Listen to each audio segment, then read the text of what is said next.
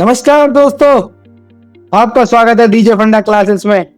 और जैसा कि आप जानते हैं कि हम एमएस एक्सेल कवर कर रहे हैं अकाउंटिंग के फंडे के साथ साथ, तो आज हम एमएस एक्सेल में एक बहुत ही इंपॉर्टेंट टॉपिक लाए हैं जो कि आज के लोगों के लिए, अकाउंट्स में जो भी काम कर रहे हैं, बिजनेस ओनर्स हैं और जो भी आज नॉन अकाउंट्स के भी लोग हैं जिनको कॉन्सेप्ट बहुत समझने की जरूरत है, तो वो हमें ऐसा कॉन्सेप्ट लेकर आए हैं। तो वो कॉन्सेप्ट है IRR। हाँ जी दोस्तों, internal rate of return, IRR।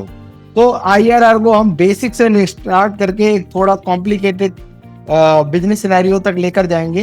तो हम छोटे से स्टार्ट करेंगे बट एंड तक लेकर जाएंगे। तो मैं आप सबसे रिक्वेस्ट करता हूँ आप एंड तक जरूर बने रहें और आपको ये कॉन्सेप्ट बहुत अच्छा लगेगा, मैं इस बात की गारंटी देता हूँ। तो चलिए स्टार्ट करते हैं। मैं स्क्रीन शेयर करता हूँ सबसे पहले अपनी। यस दोस्तों, तो ये हम आ गए हैं एमएस एक्सेल की स्क्रीन पे। तो अभी जस्ट एक पहला शीट है जिसमें हम IRR के बारे में बताते हैं। IRR होता क्या है?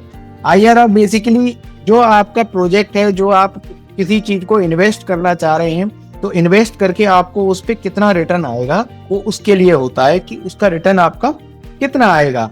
तो अगर आप डेफिनेशन के पास जाएं तो वो यही कहेगा कि एनुअलाइज रेट ऑफ रिटर्न होता है, जिसमें आप नेट प्रेजेंट वैल्यू निकालते हैं, जो कि आपके सारे कैश फ्लो, फ्यूचर्स की कैश फ्लो आज की डेट में, जो कि एनपीवी जिसकी 0 हो जाए तो उस पे आपका कितना IRR होगा। तो बेसिकली क्या होता है कि अगर हम आज की डेट में इन्वेस्टमेंट करते हैं, वो इन्वेस्टमेंट किस रेट ऑफ रिटर्न से, अगर हम उसके जो फ्यूचर आने वाले कैश फ्लो को डिस्काउंट करते हैं, तो उसका जो है वैल्यू आपका जो आज की डेट में इन्वेस्टमेंट है उसके इक्वल हो जाएगा। तो आज की डेट में हम पे आउट करेंगे तो वो माइनस में कैश फ्लो होता है, फ्यूचर की डेट फ्लो में इनफ्लो आता है। तो उसको अगर हम डिस्काउंट करके लाते हैं, जो वैल्यू आती है वो दोनों को सेट ऑफ करते हैं तो वो 0 हो जाता है। तो उसी रेट को आपका इंटरनल रेट ऑफ रिटर्न कहते हैं।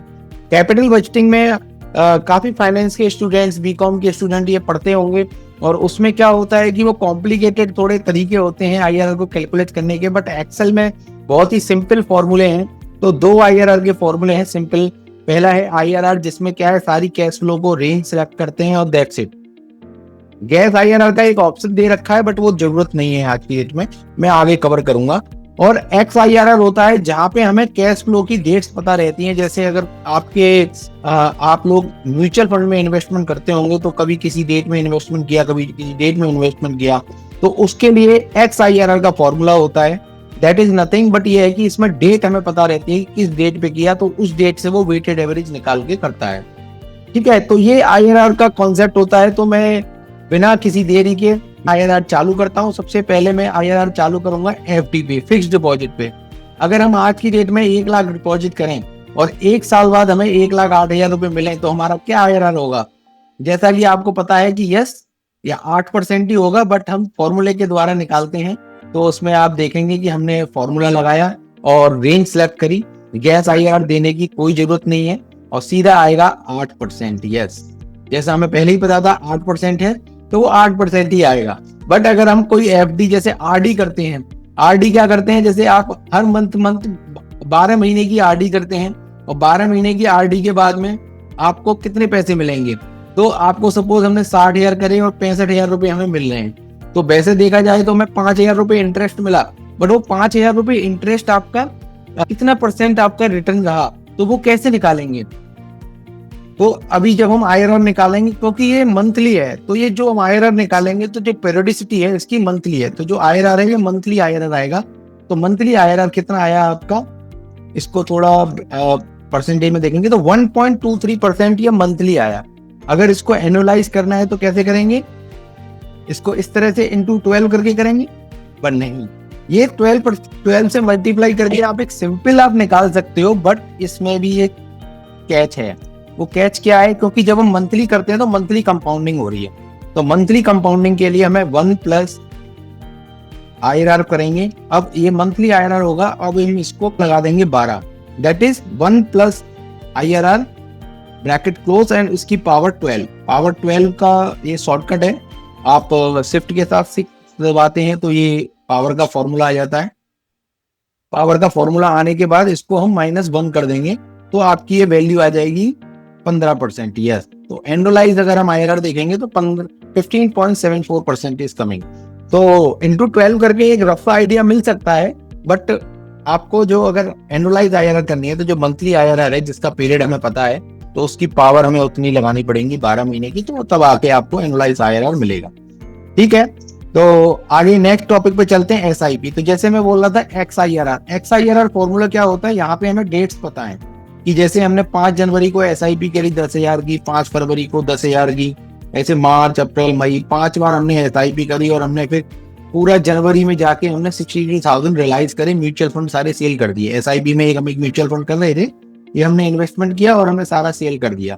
अगर हम इस तरह से अगर आईआरआर निकालें जो अपना बेसिक फॉर्मूला है, तो वहां पे क्या होता है कि ये 7% का फॉर्मूला ये देता है, लेकिन ये फॉर्मूला क्योंकि गलत है, क्योंकि इसमें क्या हो रहा है, हमारा ये पीरियड एक था, ये दूसरा था, तीसरा था, चौथा था, पांचवा था, और ये 1 साल बाद का पीरियड है डायरेक्ट। या तो इसमें सारे 0 0 0 0 लगाइए हर महीने का, तब जाके आप उसको करिए।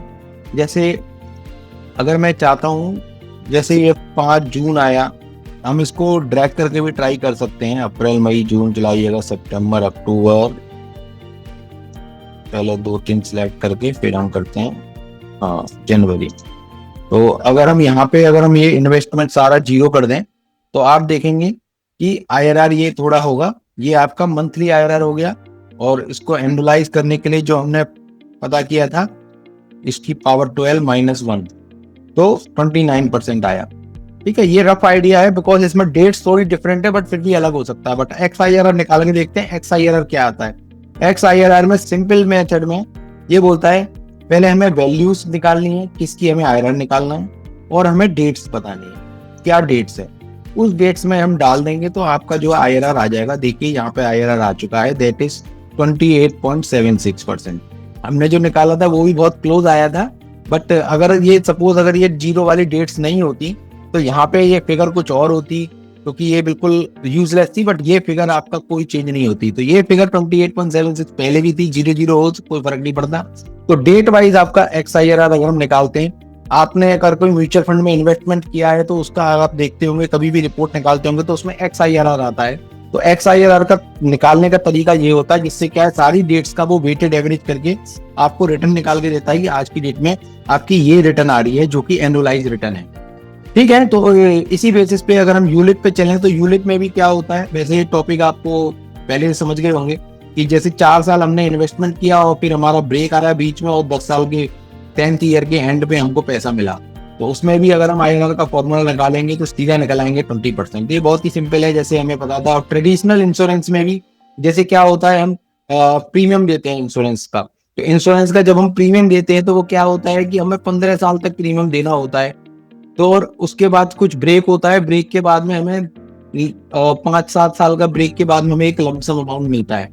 तो इस तरह से हमारा एक पोर्टफोलियो, एक या जो भी प्रीमियम का जो शेड्यूल है वो ये आपका डिफाइन हो जाता है आईआरआर का, वो आपका इंश्योरेंस का। तो इंश्योरेंस का जब शेड्यूल है आपका डिफाइन होने के बाद में जब हम इसका आईआरआर निकालते हैं तो वो निकालेंगे तो कितना आएगा, तो वो देखेंगे आपका 6% ही आ रहा है। जबकि आप देखेंगे हमने इन्वेस्टमेंट कितना किया था, 4,50,000, 4.5 लाख रुपए, और उसके बाद 10 लाख रुपए इंश्योरेंस कंपनी बोलती है कि हम आपके 4.5 लाख के अमाउंट डबल कर रहे हैं, ज्यादा दे रहे हैं, 10 लाख रुपए दे रहे हैं, बट आप देखेंगे कि 6% ही आईआरआर है, जो कि एफडी से भी कम है। वो इसलिए होता है बिकॉज जब आपका पीरियड लंबा होता है तो कंपाउंडिंग इंटरेस्ट के चलते वो इंटरेस्ट रेट आपका कम हो जाता है। अमाउंट आपको बड़ी दिखती है बट वो इंटरेस्ट रेट आपका कम होता है। अगर आपको ये जानना है कि अगर इस इंश्योरेंस प्रोडक्ट में अगर आपको इंश्योरेंस प्रोडक्ट लेना चाह रहे हैं और आपके पास ये सारा शेड्यूल आ रखा है, इंश्योरेंस प्रीमियम का प्री शेड्यूल आता है, प्री पॉलिसी शेड्यूल, तो उसमें हर मंथ हर ईयर वाइज में आपका प्रीमियम का आउटफ्लो और सरेंडर वैल्यू वगैरह लिखी रहती है, तो उसके हिसाब से आप ये आईआरआर कैलकुलेट कर सकते हैं डिफरेंट पीरियड पे। तो इसी के साथ में अब जैसे हम चलते हैं कि जैसे ये कॉन्सेप्ट हमारा आईआरआर का आता है कैपिटल बजटिंग में। तो कैपिटल बजटिंग में कैश फ्लो का लिए बोलते हैं कि बिजनेस में अगर आप कोई इन्वेस्टमेंट कर रहे हैं तो उस पर जो कैश फ्लो आ रहा है पहले साल माइनस में, क्योंकि जाता है पैसा और फिर आता है, तो उसका आईआरआर कितना आएगा। अब जब आईआरआर अगर हम निकालते हैं तो आईआरआर निकालने के बाद में हमें पता लगता है कि 23% है। फिर ये बिजनेस डिसीजन पे आता है कि ये प्रोजेक्ट से हमारा 23% है, इस प्रोजेक्ट से 20% है, इस प्रोजेक्ट से 15% है, तो कौन से प्रोजेक्ट में इन्वेस्टमेंट किया जाना चाहिए। तो वो कैपिटल बजटिंग में ये निकालते हैं कि जो ज्यादा रिटर्न दे रहा है तो उसमें जाना चाहिए। बट इसमें क्या होता है, ये कैश फ्लो कैसे निकलते हैं, कैश फ्लो निकालने के लिए ये फाइनेंस एक्सपर्ट की जरूरत होती है। बिकॉज अगर हम पहले साल में 2.5 लाख रुपए दे रहे हैं, 3 लाख रुपए दूसरे साल में कैश फ्लो दे रहे हैं, तो ये कैश फ्लो आपने निकाला कैसे है? तो ये कैश फ्लो निकालने के लिए फाइनेंस एक्सपर्टाइज चाहिए होती है, जिसके लिए मैं आपको अब थोड़ा समझाने का कोशिश करूंगा। तो मैं ये डिटेल लेने आया हूँ। सपोज ये आप किसी भी तरह का कंसेप्ट पे लगा सकते हैं। आपने अगर कोई घर खरीद के रेंट पे चढ़ाना है, वो भी कॉन्सेप्ट आप इसमें लगा सकते हैं। कोई मशीनरी लेके रेंट पे लगानी है, कोई कमर्शियल शॉप लेके रेंट पे लगानी है, या कुछ आपको कोई भी XYZ करना है, तो ये छोटा सा काम में भी आपको ये काम आएगा और बड़े से बड़े बिजनेस में भी आएगा। बट हाँ, इसमें डिटेल्ड वर्किंग नहीं है। अगर कोई बड़ा बिजनेस है तो उसमें हम डिटेल्ड वर्किंग बनाते हैं, रेवेन्यू की सारी डिटेल बनती है, एक्सपेंस की अलग बनती है, डेप्रिसिएशन की अलग बनती है, फाइनेंस की अलग बनती है। तो चलिए हम इसके लिए आप देखते हैं किस तरह से हमें फायदा होगा। तो फायदा क्या है, IRR कैसे निकालेंगे? तो IRR कैसे निकालने के लिए, सपोज हमने इन्वेस्टमेंट किया है सपोज 50 लाख रुपए और हम उसमें लोन लेना चाह रहे हैं, इसकी लेते हैं लोन 40 लाख रुपए। इंटरेस्ट रेट 10% हम लिख लेते हैं, 10% होता है। 5 साल के लोन लेते हैं, क्योंकि अगर हम ये बिजनेस कंसेप्ट से जा रहे हैं तो हम ये समझ के चलने कोई मशीन नहीं ले रहे हैं, मशीन भी लेके हम रेंट पे चलाएंगे या कोई इस तरह का काम करेंगे, तो वो हम यहाँ पे ये कॉन्सेप्ट लेके चल रहे हैं। तो ये कॉन्सेप्ट में हमने 5 साल का ले लिया, आपका 5 साल का हमने लोन ले लिया। तो EMI निकालेंगे, तो EMI निकालने के लिए फॉर्मूला होता है PMT। तो अभी मैं एनुअली EMI निकाल रहा हूँ सिंपलिसिटी के लिए, नॉट मंथली। तो एनुअल हमारा रेट क्या है, 10% है। नंबर ऑफ पीरियड क्या है, 5 साल है। और प्रेजेंट वैल्यू है 40 लाख जो कि लोन है। तो ये हम निकाल के करेंगे। तो देखिए माइनस में आता है तो हमें इसको प्लस में कर लेंगे। तो 10,55,190 रुपये आया है। तो ये EMI क्या है, इतने की EMI हमें 5 साल में पे करनी पड़ेगी, 5 साल लगातार। तो जिसमें क्या आपके 40 लाख का लोन खत्म हो जाएगा इंटरेस्ट के साथ में। रेसिडुअल वैल्यू 20% ले लेते हैं 5 साल के बाद। जैसे 50 लाख का इन्वेस्टमेंट मशीनरी है, 5 साल के बाद हो जाएगा। अगर हम पहले साल का रेवेन्यू अगर हम रखें तो कितना होगा? पहले साल का रेवेन्यू हम ये ले लेते हैं कि 70% ऑफ इन्वेस्टमेंट होगा, मान के चल लेता हूँ, जैसे रफ आइडिया है, नथिंग एल्स। डायरेक्ट एक्सपेंसेस 60% ले लेते हैं रेवेन्यू का, जस्ट रफ आइडिया। बट इसकी जब हम बिजनेस, अगर हम कोई डिटेल्ड वर्किंग किसी कंपनी के प्रोजेक्ट के लिए करते हैं, तो ये रेवेन्यू और एक्सपेंडिचर की फाइनेंस एक्सपर्ट के साथ में डिटेल्ड वर्किंग होती है। और सारे मेथड, सारे जितने भी जीरो बेस्ड वर्किंग के जो भी फंडे होते हैं, सारे अप्लाई करने के बाद ही हो ही जाती है। ये जस्ट रफ आइडिया है। तो ये मान के चल लेते हैं, इसमें आपका ये इंक्रीमेंट 5% एवरी ईयर होगा, और ये 60% ऑफ रेवेन्यू है, और इसका इंक्रीमेंट 7% एवरी ईयर होगा। तो पहले साल का कैश फ्लो में कोई रेवेन्यू नहीं आएगा, मतलब आज की डेट में ये 0 ईयर्स है। तो 0 ईयर में ना कोई इनकम टैक्स डेप्रिसिएशन, यहाँ पे मैंने ये रखा हुआ है थोड़ा फॉर्मेट, जैसे रेवेन्यू आ जाएगा, एक्सपेंस आ जाएगा, इंटरेस्ट कॉस्ट, आपका लोन है तो इंटरेस्ट कॉस्ट आ जाएगी। IT depreciation means income tax depreciation. Income tax में डेप्रिसिएशन क्या है, आपको अलाउ होगा, अगर वो अलाउ होगा तो कितना होगा, जिससे क्या है आपका टैक्स कैलकुलेट होगा। टैक्स कैलकुलेट होने के बाद में आपको ये फाइनेंस, आपने किस तरह से पैसा अरेंज किया और कहाँ पे आप पेमेंट कर रहे हो।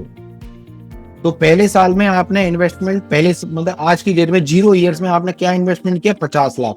लेकिन आपकी 40 लाख तो लोन ले लिया, तो आपकी पॉकेट से कितना गया, 10 लाख। तो 10 लाख गया, तो कैश फ्लो अगर हम दिखाएंगे तो कैश फ्लो में हमारा क्या है, रेवेन्यू कितना आया, minus expenses, minus interest cost, minus नहीं करेंगे क्योंकि इंटरेस्ट कॉस्ट यहाँ पे फाइनेंस में कवर हो जाएगा। तो हम जब EMI पे कर रहे हैं तो वो भी कवर हो जाएगा, तो वो भी आपका इसमें नहीं आएगा।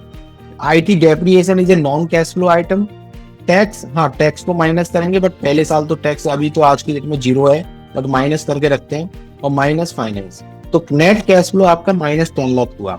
नेक्स्ट ईयर के लिए हम दूसरा अगर हम देखेंगे, इन्वेस्टमेंट, आपका रेवेन्यू 35 लाख आया।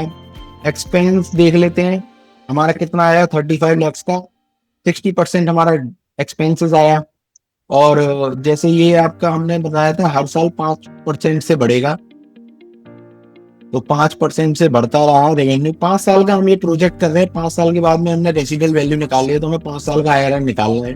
तो ये आपका इसी तरह से एक्सपेंस आ गया, और इसको हम % के हिसाब से, ग्रोथ से हिसाब से एक्सपेंस को हम वर्किंग करते हैं। अब इंटरेस्ट क्या होगी, पहले साल में तो आपका 40 लाख का लोन था, 10% की इंटरेस्ट आपने लगा दी, सीधी इंटरेस्ट आ गई।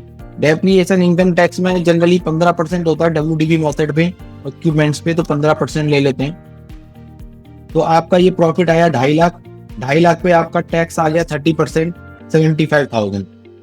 तो ये फॉर्मूले को कॉपी कर लेते हैं। 75,000 30% हो गया, पहले फॉर्मूला कुछ अलग था। और फाइनेंस में देखेंगे तो ईएमआई हमारी कितनी जा रही है, 10 लाख। ये हमारी ईएमआई 5 साल इतनी जाएगी, ठीक है। तो जैसे हमारा ये फॉर्मूला आया था तो 5 साल की ईएमआई इतनी जाएगी। अब इसमें इंटरेस्ट आया, इंटरेस्ट हम कैलकुलेट कर लेते हैं। इंटरेस्ट में पहले साल में इंटरेस्ट आया सीधा 10%, और दूसरे साल में क्या होगा, लोन पे इंटरेस्ट ऐड हुआ और माइनस हमने जो पेमेंट किया, पेमेंट करने के बाद में जो बचा उस पे आपका 10% आएगा। यस, इसी तरह से हम तीसरे साल में निकाल लेंगे। तीसरे साल में क्या करेंगे, जो दूसरे साल की इंटरेस्ट है वो ऐड करेंगे और जो पेमेंट किया है वो माइनस करेंगे। इसी तरह से हम चौथे साल की इंटरेस्ट में भी हम जो है तीसरे साल की इंटरेस्ट ऐड कर लेंगे और पांचवें साल तीसरे साल का जो पेमेंट है वो माइनस कर देंगे। तो ये चौथे साल की इंटरेस्ट आ गई। तो इसको फॉर्मूले को कॉपी करके यहाँ पे पेस्ट करेंगे और इसमें भी हम इंटरेस्ट को प्लस करके माइनस लोन पे कर देंगे। तो अब आपका जैसे देखोगे आपकी ये टोटल इंटरेस्ट 5 सालों में कितनी हो गई, 15,75,000। हमारा लोन कितना था, इतना।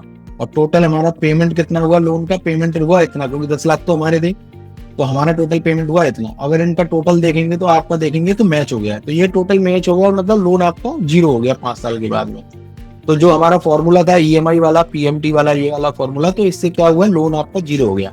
तो चलिए अब इनकम टैक्स का डेप्रिसिएशन देख लेते हैं। तो पहले साल में 15% आ गया, दूसरे साल में 50 लाख में से जो बचा उसका 15% आ गया। तो इसी वे में हम इस फॉर्मूले को कॉपी कर लेते हैं, जैसे हमने इंटरेस्ट कैलकुलेट किया, यहाँ पे वो समय माइनस करके चले जाते हैं डेप्रिसिएशन को। E13 okay. तो अब हम देखेंगे कि इनकम टैक्स में WDV कितनी आई है। WDV हमारा डेप्रिसिएशन, जस्ट एक रफ आइडिया के लिए जब हम इनकम टैक्स में कैलकुलेशन करते हैं तो रफली आइडिया के लिए हमें कितना WDV बचा है, 22 लाख। अब रेसिडुअल वैल्यू हमारा काम क्या आएगी कि अब 6वां साल हो गया, 6 मतलब 5 साल का हमने बिजनेस कर लिया, अब सारा बिजनेस क्लोज करना है। सारा बिजनेस क्लोज करने के बाद में जो असेट है वो हम बेच देंगे, और वो 20% की हमने रेसिडुअल वैल्यू का एक एग्जाम्पल लिया था। तो सपोज हमारा 10 लाख आया, यहाँ पे फॉर्मूले में कुछ गड़बड़ है। हाँ, अब ये फॉर्मूला मैंने Ctrl D यूज करके सारा फॉर्मूला कॉपी किया था, तो आपका ये 10 लाख आ गया। अब ये हमारा यहाँ पे हमारे सारे कैश फ्लो हमारे हो गए रेडी, और तब हम IRR निकाल के देखेंगे तो IRR कितना आएगा। तो IRR पता लगेगा आपका, ये तो 0 ही आ रहा है। तो आपका हाँ 19.42% आ रहा है। तो 19.42% आ रहा है इस तरह से IRR। तो ये बिजनेस का छोटा सा कंसेप्ट है जिसमें हमने रेवेन्यू से एक्सपेंस माइनस किया, एक्सपेंस माइनस करने के बाद में हमने टैक्स जो पेमेंट किया है वो माइनस किया है, और फाइनेंस जो हमारा फाइनेंस में हमारा पैसा लग रहा है वो माइनस करा है। उसके बाद में जो नेट कैश फ्लो आए वो लिए। जो नॉन कैश आइटम है जैसे इनकम टैक्स डेप्रिसिएशन है और इंटरेस्ट वैसे कैश आइटम है, बट इंटरेस्ट प्लस प्रिंसिपल का हमने ईएमआई निकाला था, तो 10,55,190 आया था। तो ईएमआई अगर हमने माइनस कर दिया कैश फ्लो में, तो इंटरेस्ट अलग से माइनस करो, प्रिंसिपल अलग से माइनस करो, उसकी कोई जरूरत नहीं है। तो ये कॉन्सेप्ट हमारा यहाँ पे समाप्त होता है। और ये IRR का फॉर्मूला, IRR का क्या होता है क्या नहीं होता, मैं आशा करता हूँ आपकी समझ में आया होगा। और अगर इसी तरह के फंडे आपको और सीखने के लिए अगर आपको वेट करना है तो इस चैनल को जरूर सब्सक्राइब कीजिए और हमारे नेक्स्ट वीडियो का इंतजार कीजिए। और आपको ये अगर टॉपिक अच्छा लगा हो तो इस वीडियो को जरूर लाइक कीजिए और इस चैनल को सब्सक्राइब जरूर करें। Thank you very much. नमस्ते दोस्तों।